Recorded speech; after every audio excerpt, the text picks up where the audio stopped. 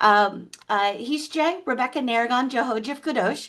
My name is Rebecca Narragon. I am a citizen of the Porch Band of Creek Indians, and I am the Economic Development Director here at USET.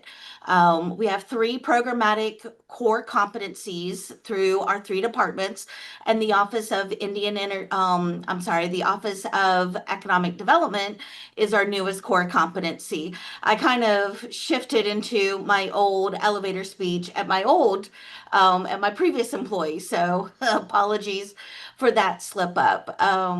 Today, we are meeting on during Financial Literacy Education Month. And I just want to say, on behalf of USET's Office of Economic Development, I want to welcome you to today's webinar on financial literacy for building generational wealth. It's so great to have you join us today. You are the steward of not only your community's present, Morgan, but also its future.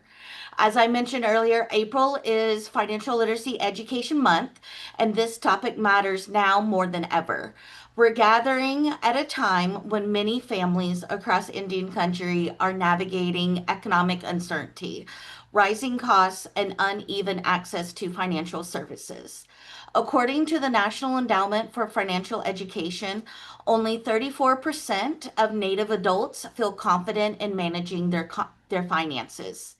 Even more striking, a 2024 report from the Center for Indian Country Development highlighted that over 50% of Native households have less than $1,000 in emergency savings.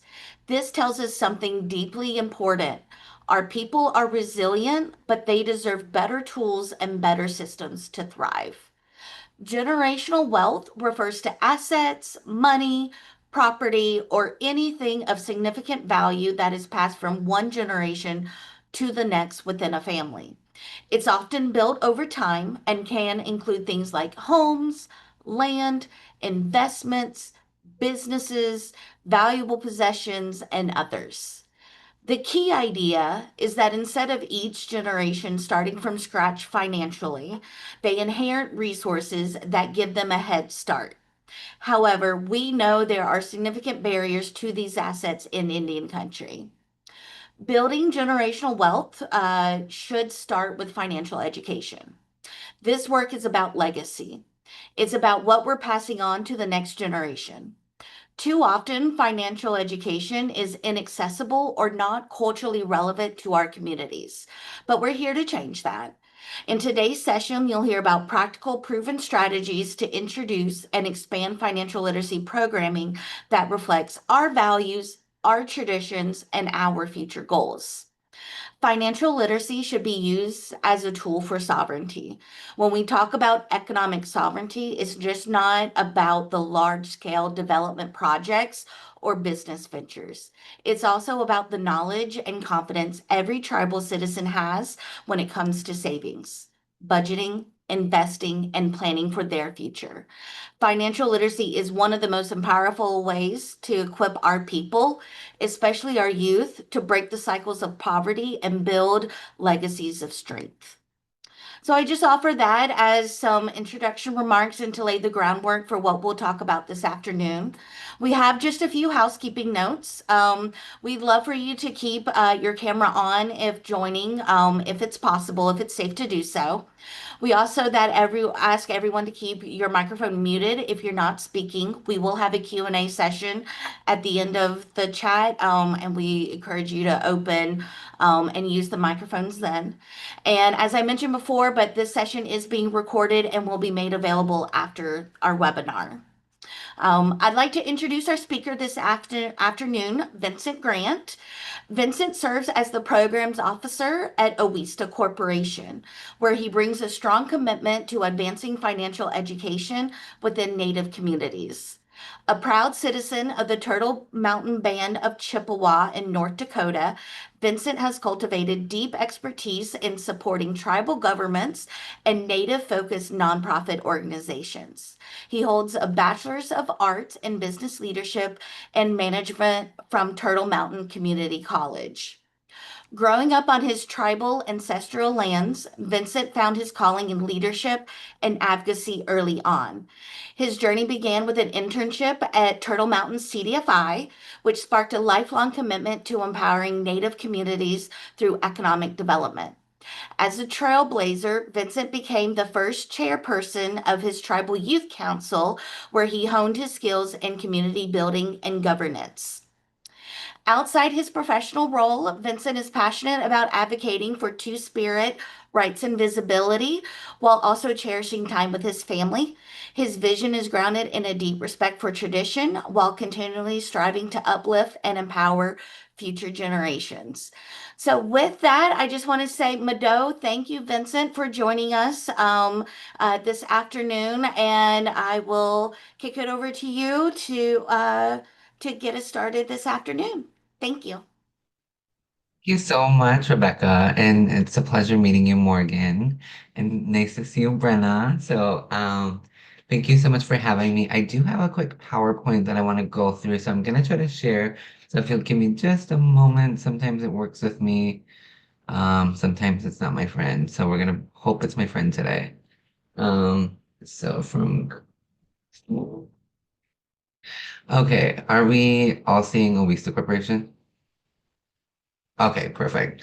Um, so today I wanted to talk first and foremost, again, happy Financial Literacy Month. So I'm so happy that you all are including me and Awista to come and talk about our financial education offerings. Again, so thank you, Rebecca, for the introduction. My name is Vincent Grant. I am so Buju Anin Vincent Grant Additional Cause Mikanakwa Jewish Kunigan Dunji. My name is Vincent Grant. I'm from the Turtle Mountain Band of Chippewa in north central North Dakota, where it's very cold, but we're warming up right now. So I'm so happy. And like Rebecca said, I have some experience prior to this position. I worked within my tribal government, in my tribal chairman's office. So I have quite a bit of experience behind community development and economic development. And then I came over to Ovista Corporation and absolutely love our organization and everything that we're about. So speaking of Awista, I wanted to talk about our mission. So Oista's mission is to provide opportunities for Native people to develop financial assets and create wealth by assisting in the establishment of strong permanent institutions and programs contributing to economic independence and strengthening sovereignty for all Native communities. So we've been doing this for over 25 years now. We're so excited about all the work that we do. We have a wonderful team that is focused on this mission together. So Awista does has like three different what I consider buckets, but we have three different areas that we primarily focus on. The first and foremost is training and technical assistance, and that's my area of things. So we offer culturally appropriate training programs that we're going to talk about some of them today. Definitely not all, so I'll give you guys some resources if you want to learn more about some of our other ones. But right now we're going to talk about the financial education one. Okay, so back to that. I'll kind of go through again. We just talked about our mission, and then we're right here where we have three different buckets. And like I was saying, and I'm sorry about that. Technical, sometimes technology is not my friend. Um, we offer training and technical assistance to our CDFIs and tribal organizations, um, and so. We have a wide range of them. Today, we're only specifically talking about the financial education side of things, and that's where I come in. But like I said, we have plenty of other offerings within our products and services guide. So I'll send out that resource as well for anybody that's interested in learning more. Our other areas of focus is our lending and capitalization. OISA is we're the only existing native CDFI intermediary. And so we support our native CDFIs with capitalization and equity investments so that our CDFIs have the capital available to support to go invest right back into native communities. Um, and then our third area of focus is our research and policy advocacy. As one of the leaders in the native CDFI industry, we strive to inform potential investors, federal agencies, general public of the industry climate, and really just advocate on behalf of Native CDFIs throughout the industry. Our president and CEO, Crystal Cornelius, works tirelessly on research and policy advocacy, whether that's in Washington, D.C. or throughout the country. She's doing an amazing job along with our executive team. So they do great work in raising our voices through that. Moving forward, I just wanted for all of us to try to drop in the chat what has been your experience in working with financial education, and if none, what do you hope to gain from this webinar? And I do need to bring up the chat. Okay. Um, so Morgan, do you have some experience behind financial education that you want to share in the chat?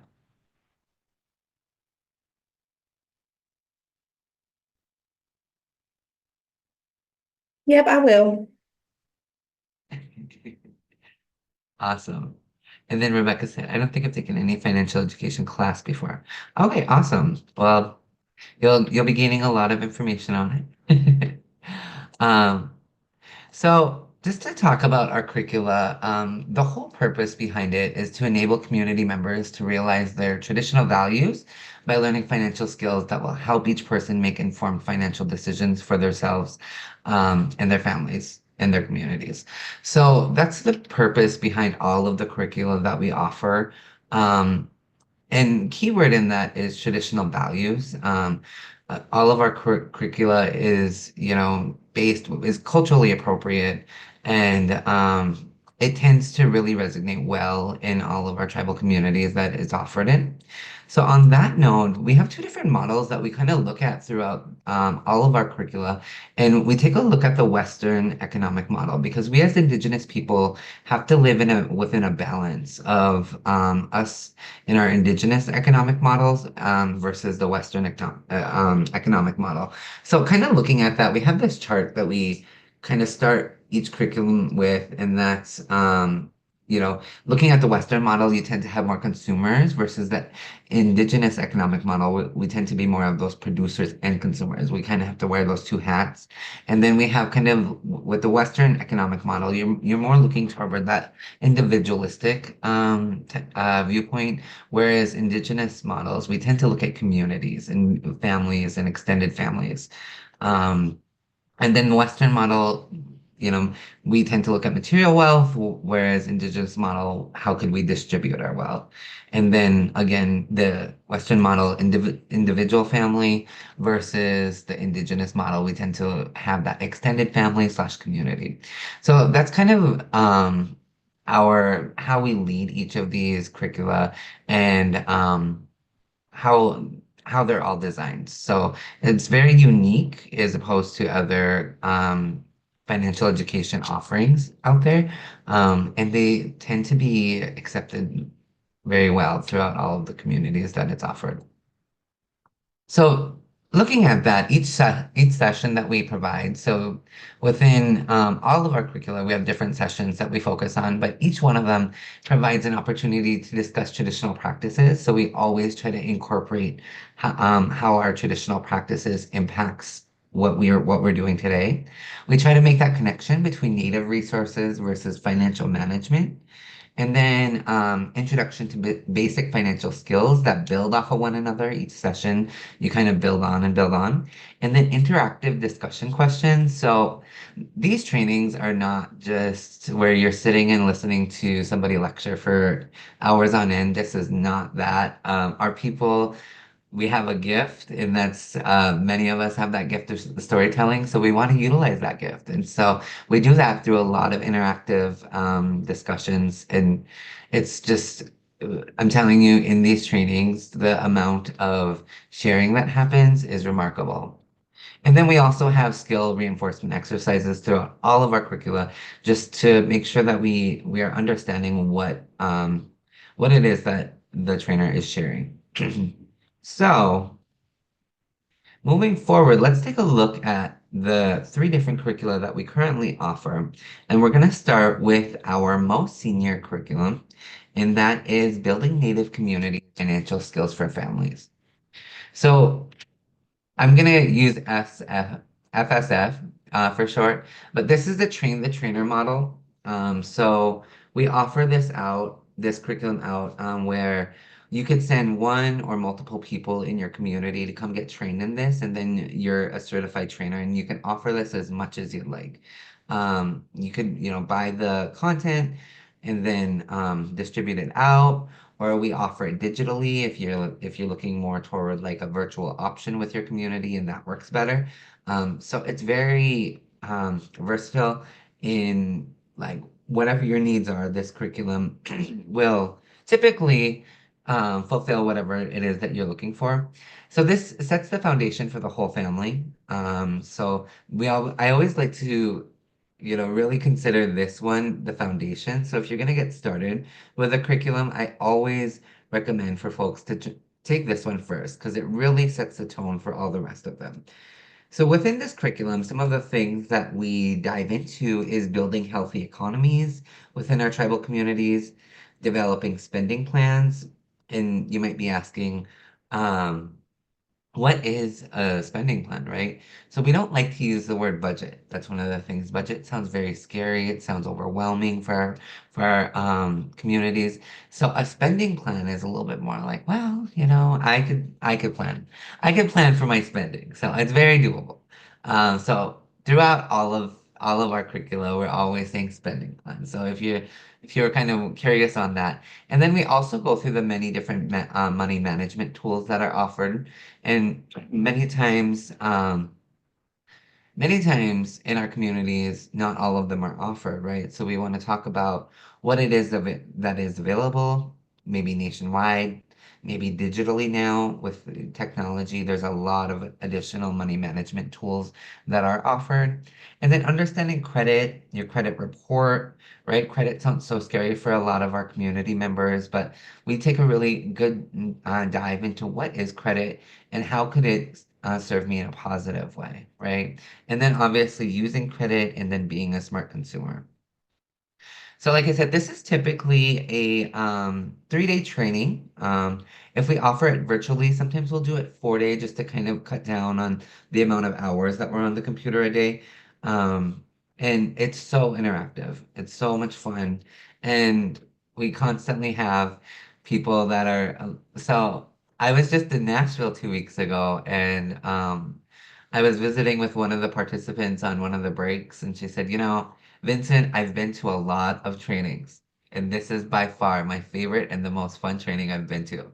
So I loved that compliment. So I take pride in that because this curriculum's fun to teach. So if you're a certified trainer, this isn't one of those ones where you're gonna be like, oh, I gotta go teach this. No, you're gonna be excited because how much fun it is. Like I have a blast, and I mean, we have games and we keep it interactive, so it's remarkable. Moving on to our next one is our next generation, right? They're one of our community's greatest assets and our future generations and what's going to hold us up in the future. So this is Building Native Communities Financial Empowerment for Teens and Young Adults. This is what we call our youth curriculum, for short. So this is also a train the trainer model where if you have folks in your community where we only really are working with the younger population, this would be great for you to get certified in the youth curriculum, because it's very youth specific. Some of the things that we focus on within this curriculum, this is the first edition that we have out right now, is building thriving economies, again, creating spending plan at a young age, right? Starting to get that into practice for our young people. How do I start to do that? Maybe they have an allowance that they're getting. How are they spending that? Just to start having those healthy practices and healthy good practices in play at a young age is going to really impact them as an adult. And then value exploration and goal setting, talking about like what do I want to do, right?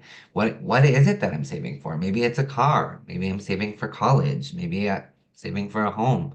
um one of my best friends started at a young age saving for a home, and now she's already a homeowner. I'm like, so we talk about those things in this curriculum. Money management tools, talking about interest rates. What are interest rates? Why do I have to pay money to these people for nothing? I'm not getting anything in return, etc. We start to answer some of those questions, and there's quite a bit of questions with this. Introduction on credit, loans, how to apply, and then how do I manage that? In addition, what are assets? What are some of the financial milestones that I want to hit? And then we also have some focus on college readiness. Also per caps. We talk quite a bit about per caps. We have some additions in the back of our curriculum on that.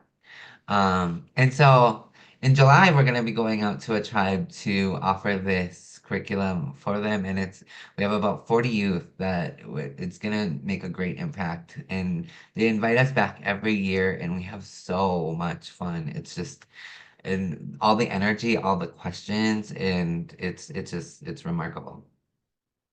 Moving on to our third, another one of our greatest assets is our elders, right? Our knowledge keepers, our storytellers. This curriculum's focused on them. So this is our Building Native Communities Financial Confidence for Elders.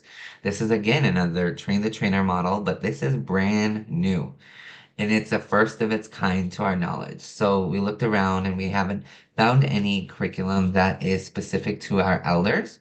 And so that is where this one came from. And we just offered it to the first time in Nashville, Tennessee 2 weeks ago. So it was so great to meet Rebecca in person there. We got to have dinner, so I got to get to know her and absolutely loved the time together. So thank you for that. This is our first edition. Like I said, it's brand new.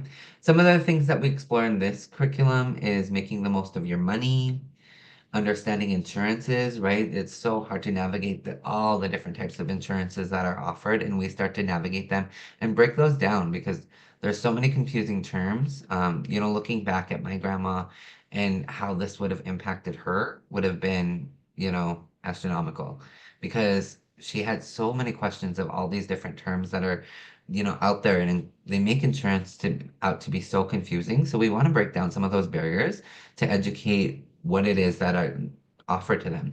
And then financial caregiving, like what are some best practices around financial caregiving, long-term care arrangements. So what does that look like whenever I can't take care for myself anymore? What is my plan A, plan B, and how do I set that up? Another very important topic that is so common right now is elder abuse, scams, identity theft, and fraud. Um, Excuse me. And I wish that I could say we live in a world where, our elders are protected against all of these things, but unfortunately, tend to be the most vulnerable to a lot of abuse, scams, identity theft and fraud. So we talk about all the different types of frauds there are and how do you protect yourself as much as you can. And then, so these lists are not, everything. These are kind of the major things, but we go over tons of other information, but also legacy planning. So what type of legacy do I want to leave for my family, for my community? So we talk about that, and that's a very interesting conversation. We had such good feedback from our first training. I'm excited to see and hear about all of the trainings that are going to happen throughout Indian country within this next year with this curriculum and hearing how it's being received by our elders. But I'm so hopeful. We even offer a workbook where they could take home and they could write down all their important numbers and check out the important documents. Like, did I do a will? Check. Did I do this? Check. So it's just a really cool tool for them to take home and have some good practices in place. So those are the three. And as I mentioned on all of them, they're train the trainer models. So if you or any of your tribal citizenship is interested in becoming a certified trainer, these are the certification requirements that we require to certify any of our trainers. So one is they need to participate 100% of the training, complete and participate. Two, they complete a individual teach back. So that's where you just kind of get a little bit of practice in, where you get a lesson with a group and practice on when I get back to my community, how can I deliver this, right? And then you have all of your peers around that's helping you out with, well, like giving each other tips. So it's a really cool way for us to practice. We do have an exam that we require gets minimum of 70%. And we have such a great rate on folks passing that. Um, my throat's a little dry, so excuse me if I'm grabbing a drink. And then we just ask for an evaluation of our training, just so that we can grow as trainers and, update our curriculum as needed. So those are the four requirements. Like I said, so one of the things that I want to mention is we have over 2,000 trainers throughout the nation, throughout all different or throughout all different tribal nations, teaching all of these curriculums. So it's, these certification requirements might sound a little bit challenging, but if over 2,000 folks can get through it, it's not as challenging.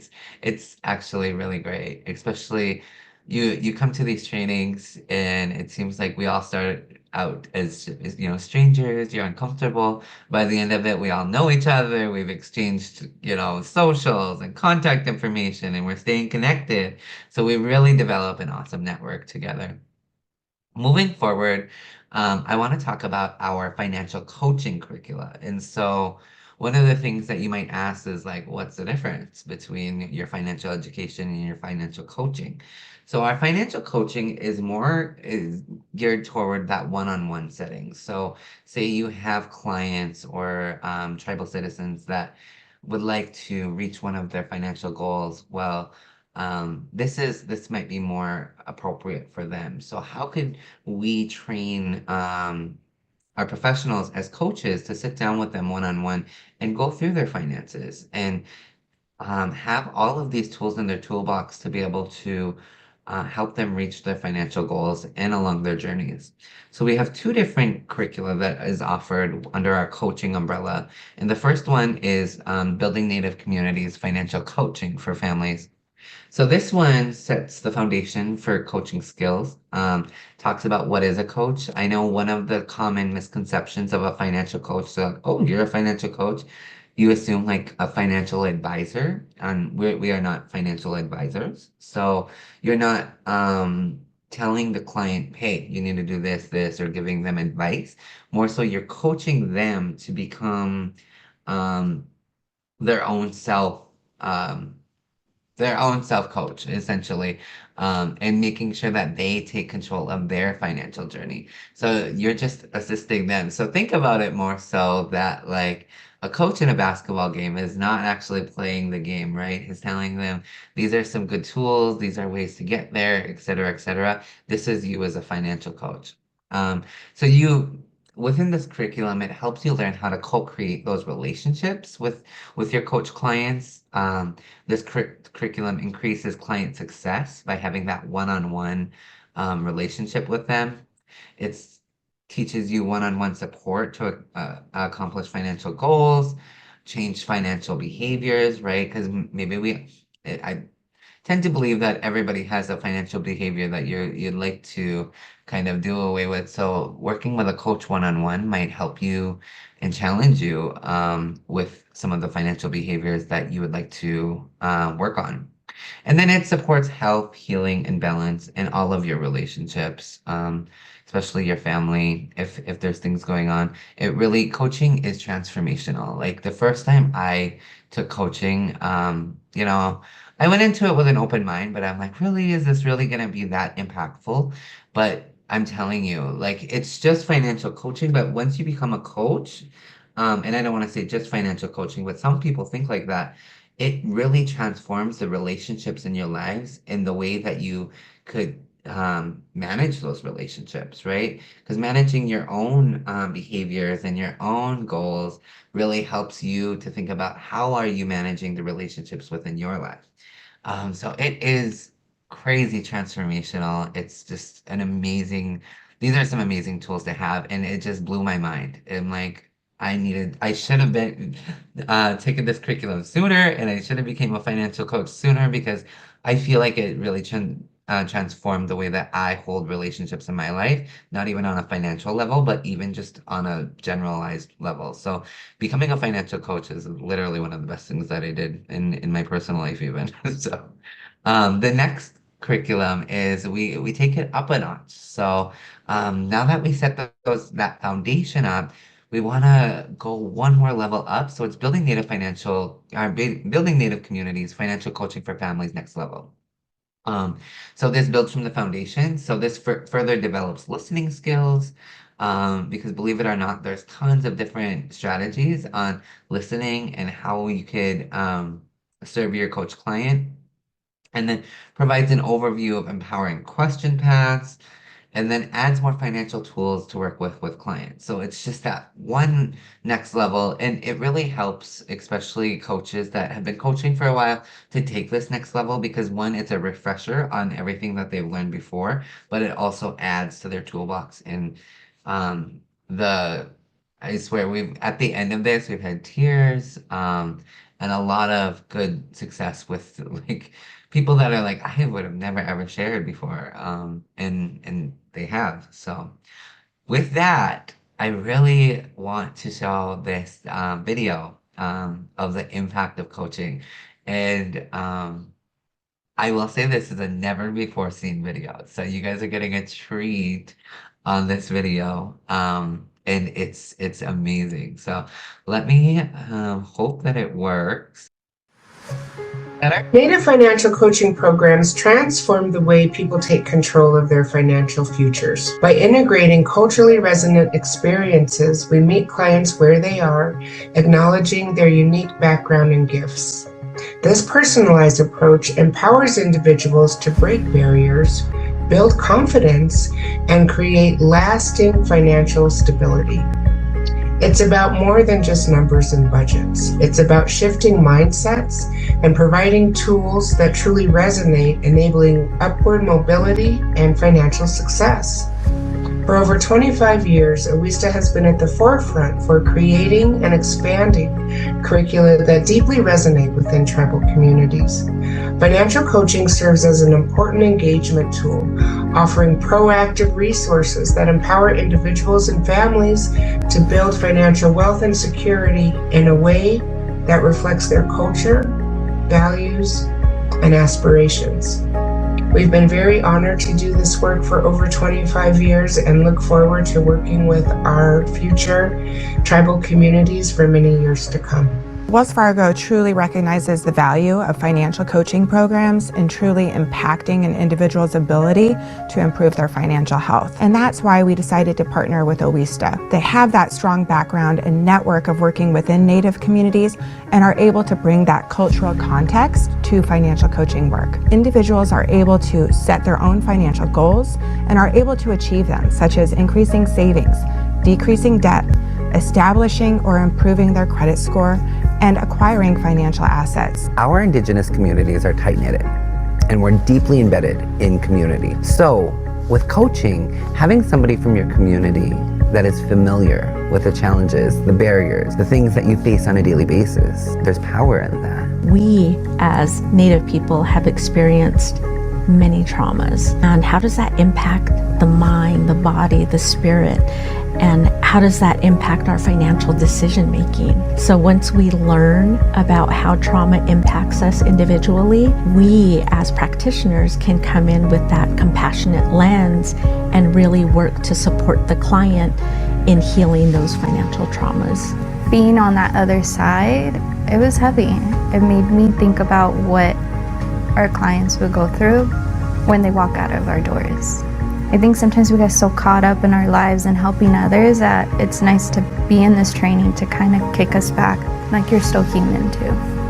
And we're also going through things. The tools that I've learned from all of The classes and trainings that I've been to through OESTA has really helped me with my clients really to connect with them more and relate with them more. These courses are very self-reflecting, and you can put yourself in like the driver's seat in your client's footsteps. And the more I know, the more I can help them properly. It's exciting to me because it's new. It's allowing me to learn more and then give back to the community. It's a great opportunity just to learn the new concepts that are more common in coaching in Indigenous country, as well as in combination with coaching in the Western world. Bridging those two ideas together and learning how to exist in both ideologies. It influences relationships, family dynamics. It's just an amazing tool to navigate conversation from an empathetic, sympathetic, and curious lens. OESTA provides ongoing support to you as a coach. And this just gives the coach an opportunity to connect with other coaches throughout the CDFI industry and throughout Indian country. We really make it meaningful to them to support them in the work that they're doing. I'm not just helping this generation, but I'm helping the generation to follow. Because if I'm helping the youth, guess what? They're gonna have kids. Pretty soon they're gonna learn these skills that I got taught to teach them. They're gonna be teaching it to their kids. If I could tell myself earlier about this training, I would have done so way earlier. We love OESTA. We love OESTA. It's a remarkable video. I love it so much. So I'm glad that I was able to share it. We're gonna premiere it at our Capital Access convening. So we're really excited about this video. So that is the impact of coaching, and I couldn't have put it in a better way. Coaching is amazing, so I highly recommend for folks that are interested in that to reach out or find one of our trainings and participate, get certified as a coach because it really does make an impact on your tribal nation. We just have a couple more slides. And then one of our last curriculums that I wanted to feature today is building Native communities, trauma-informed financial practitioners. So this is one of our new curriculums that's fresh off the press as well. So some of the things that we talk about within these is understanding the impact of financial trauma on individuals and communities, because many of us, whenever I first heard the term financial trauma, I'm like, what? But then once I took the training, I'm checking this box, this box. Like I hold a lot of financial trauma within me. So we talk about understanding what that looks like, and then we talk about the different trauma-informed approaches to financial counseling and coaching. So how do you incorporate that into your coaching? Practical strategies for building financial resilience, tools for fostering client trust and empowerment, and then self-care tools and tactics. So this curriculum really is that one piece that we didn't know we were missing until we knew we were missing it. So this piece will impact all three of the curriculums that we talked about of the financial education, both the two coaching. This overlays all of it, because understanding that our tribal nations really do get impacted by trauma a lot more than we realize, and how can we navigate that so that when we are being triggered by our financial traumas and we understand how that's impacting our behaviors, that's going to be even closer that you can reach to like your financial success or reaching your financial goals. So that's what I'm so excited, and I'm so proud of this curriculum that we are able to offer. So real quick, so what is unique about OESTA training? So I talked quite a bit about these things as we were going through each of them, but one, we're culturally centered, right? These curriculums were made by Indigenous people for Indigenous people. They are proven that they work in all over more than 2,000 trainers throughout the nation have proven that our communities are benefiting from these curriculums out there. Two, indigenizers. Like I said, nobody wants to sit 8 hours listening to somebody lecture. No, we created this thing, energizers. We call them indigenizers, where we get up, have fun, learn, and do a lot of movement because sitting there could get tiresome. So we don't want to make it tiresome or taxing to take our training. So it's so much fun, interactive, tons of discussion. One of the most valuable parts of our trainings is the input from the participants, right? Because we have experts in all different areas, all in one room, sharing tons of information that you get to take home with you. The useful workbooks, I kind of touched on that quite a bit. It helps you demonstrate what you're teaching, and you're able to take that home. Your participants are able to take that home and start to work on their own personal spending plan. And then, like we talked about in the video, is support for trainers. So we have a trainers portal where you have tons of resources, PowerPoints, having things ready for you so you're not having to develop this on your own. And then we have a network of experts throughout the nation where if it's something that you need, we typically will have somebody that we could reach out to get it if we don't have it for you. So it's joining this network of amazing folks that are doing great work. And like I mentioned earlier, I wanted to feature our products and services guide.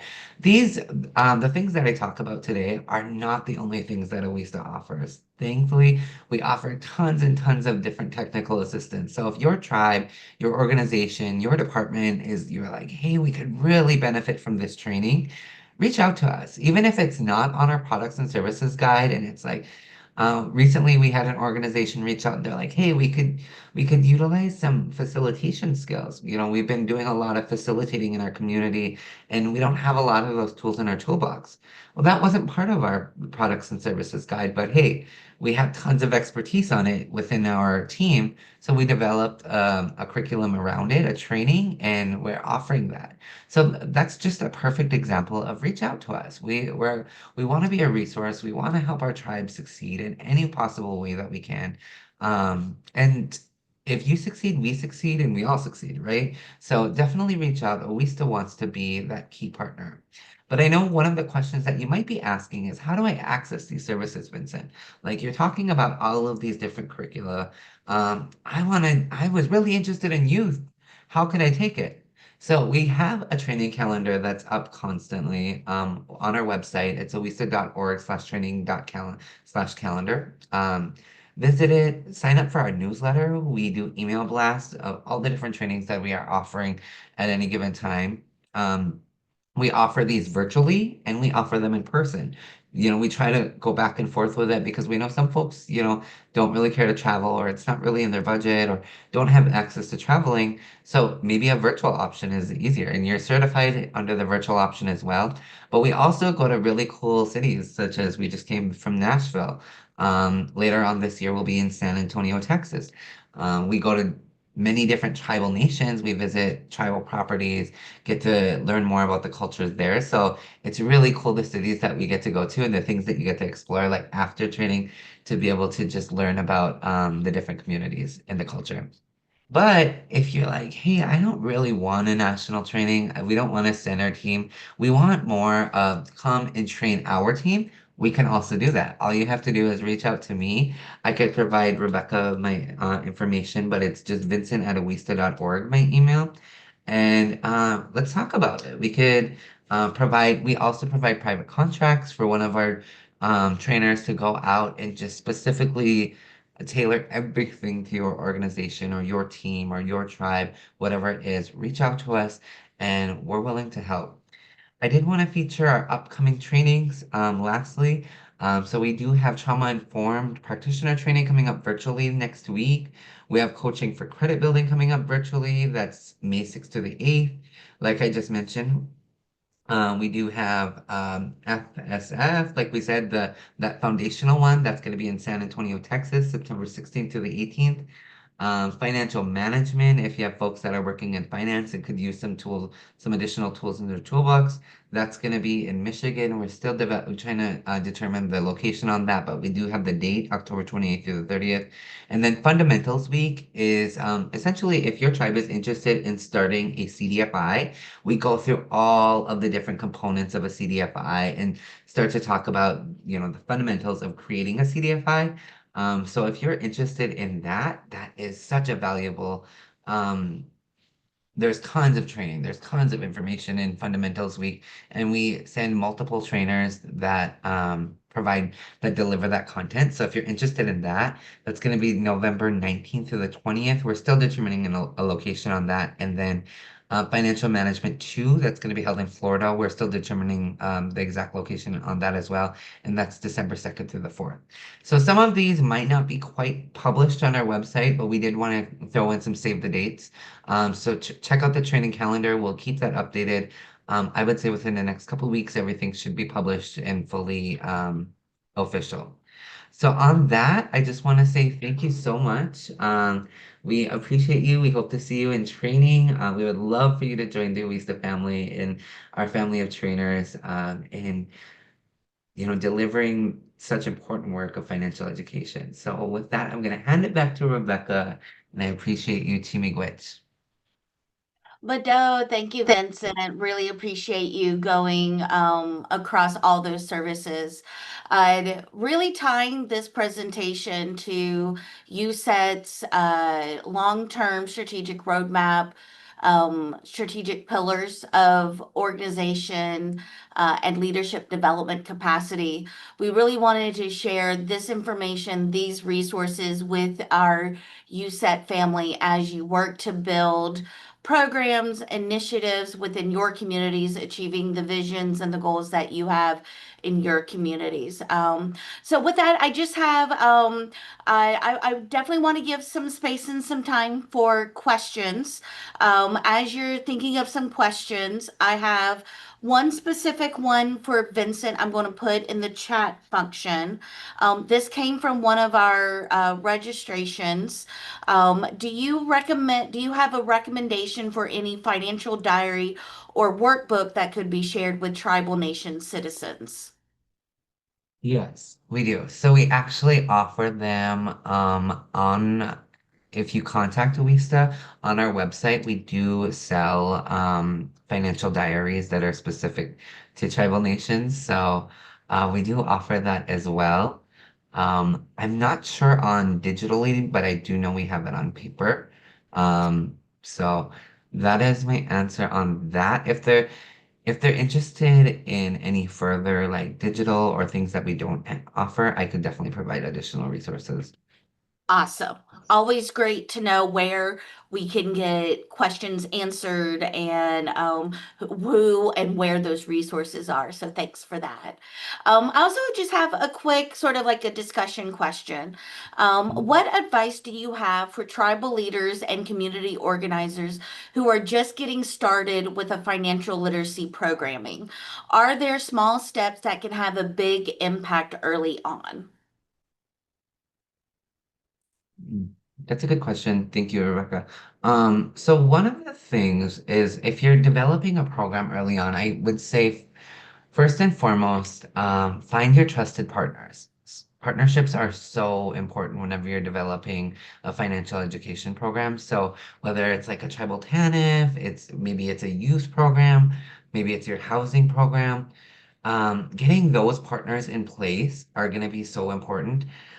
Even, like I've heard of some folks where when you're talking about like insurance, they have a tribal insurance agency that they trust and they bring them in. Or you're talking about, a spending plan, they could bring in, different folks from the community to talk about the different, components of their tribal industry. But also, I think overall, just leading all of your programming based on relationships. I think that curriculum is amazing. And having that culturally relevant curriculum is going to be powerful. But at the end of the day, having those relationships with your community and understanding that this is your community, you've lived in it, you know what works. So creating examples and your content around, hey, I went to, like, I'm just using my community, for example, say, like using examples such as you went to One Stop Market. That's, using, keeping it local is going to like resonate well within your community and it's going to stick longer.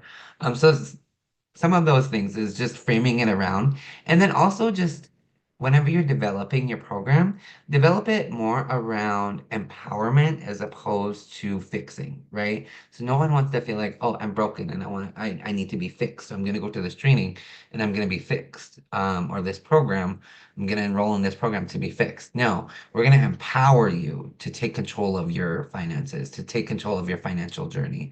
So those are some of the tips that I give.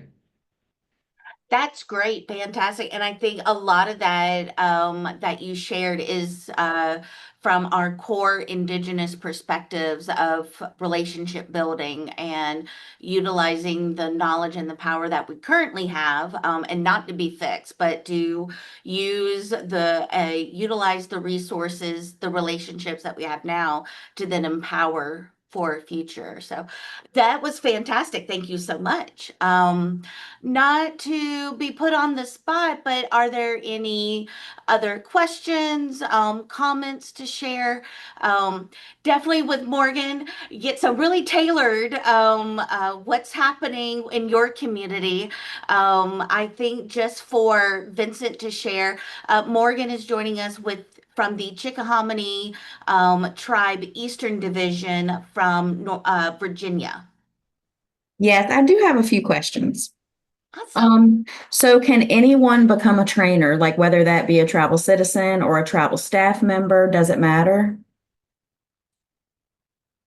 Anybody can. Yep. So there is a registration fee per the training, but yes, anybody is able to be a trainer. Okay, and so I was going to ask, are there any like stipends for travel or anything like that? But it sounds like the tribe would have to fund that. Yeah, typically. But again, we do offer virtual options. So if that's a barrier, it might be like a virtual option might be the best option in that case. Awesome. Thank you. Yeah. Vincent, with I think that's a very interesting what one, thank you for those questions, Morgan. Because those are not the first times we've heard questions like that. Can you share any perspective of capacity building for this work? Can you share any examples of what other tribal nations utilize to help support those travel costs? Are there any particular grants that you know that tribal communities should be interested in looking at or pursuing? As far as funding opportunities, so with that, with funding, it's in cycles. So it's kind of a tough question for me because I don't want to say, hey, all of these folks use this, then right now, it might not be available. So I don't off the top of my head, but I can do some research and send you some of like current recommendations, ask around in the industry what type of resources they're looking at, and send that That's over. And again, to take it back, I think it's Morgan. I will just ask this of you and any other tribal nations representatives that are interested. Please reach out to the Office of Economic Development, reach out to Vincent directly to that point that things can change and we can lean on our relationships of are there some opportunities coming up that we could maybe give some recommendations to, or if there are unique opportunities that there is a travel stipend or some financial support that comes up throughout the year, we could always, take those under consideration, under advisement. So I know that sometimes is a question, especially for communities that are just starting this work, is how are we going to capitalize it? How are we going to fulfill it? So we will make sure that any resources that become identified, we will share that on our USET website. We'll have a whole page dedicated to this. And as opportunities are identified or as we become aware of those resources, we'll make sure to share that. So definitely like star and favorite the USET website, even some of the great calendar and great resources that Vincent shared, star favorite Keep referring to OESTA's website. And as those opportunities start to hopefully become more open, we can make sure that we take advantage of those opportunities as they become, as we know, they become available. Sorry. So with that, I just again want to say, Mado, thank you, Vincent, and everyone for joining and being here with us today. Reflecting on our discussion, we've learned that financial literacy isn't just about dollars and cents. It's about generational strength, legacy, and sovereignty. It's about giving our people the tools they need to walk confidently into the future, grounded in cultural knowledge and empowered with financial skills to build lasting wealth. Maybe tying into a bit of our conversations, what can we do next? First we begin or strengthen our financial literacy effort in your community. As Vincent shared, lean into relationships, maybe start small. Start and host a very first workshop, encourage a youth council initiative, or partner with a school, clinic, or other community partners to get that first activity going. Next, as I mentioned before, we will be sharing links and resources in a follow-up email and on our website. Please use them, share them, and adapt them to your community's language and needs. And if you need any further technical assistance of doing that, please reach out to USET because we have some resources that we don't publicly make available, but we could definitely work with our team internally to provide some further technical assistance on that front. And then finally, this is just one conversation in a larger movement. Please stay in touch with today's speakers. Visit the Office of Economics Development's resources on our website, and let's keep building this network of support and shared knowledge. The great network that Vincent shared with the thousands of coaches and trainers that we have throughout Indian country, we can definitely do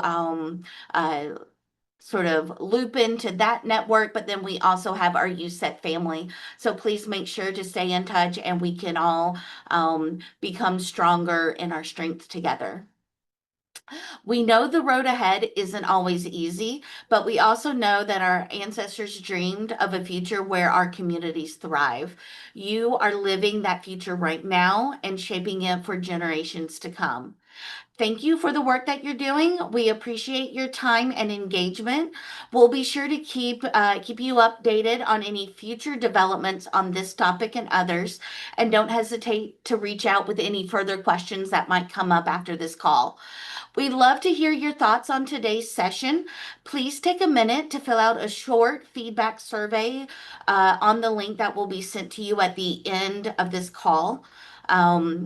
Also, if I could just ask Brenna, it will also be linked in the chat box. Your input will help us shape future webinars like this and others for the rest of this year and for future events. And with that, have a great rest of your week.